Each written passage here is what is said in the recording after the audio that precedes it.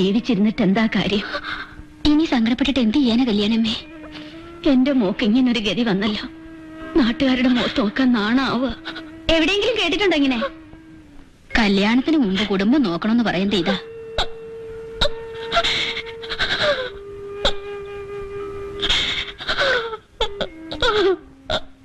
ഏതായാലും വലിയ കഷ്ടമായി പോയി.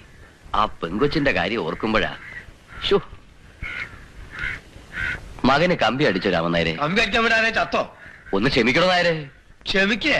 കൊല്ലും ഞാൻ, അരിഞ്ഞ് കൊല്ലും ഞാൻ. ആൾക്കാർ എന്റെ മുഖത്ത് നോക്കി ആ കുഞ്ഞിനെ കുത്തി കാണിക്കുന്നേ. വിടില്ല ഞാൻ. എന്റെ മോൻ ശ്രീധരൻ ഒന്നും കൊണ്ട് വന്നോട്ടെ. ഇയാക്കെന്താ ബട്ടു?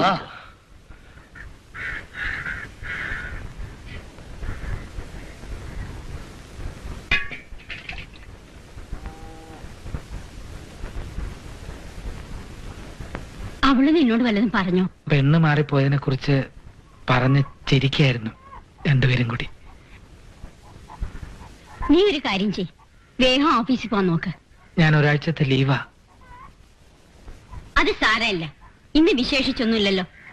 മോൻ ഓഫീസിലേക്ക് പുറപ്പെടെ. അമ്മേ, ഇതാ വരുന്നു.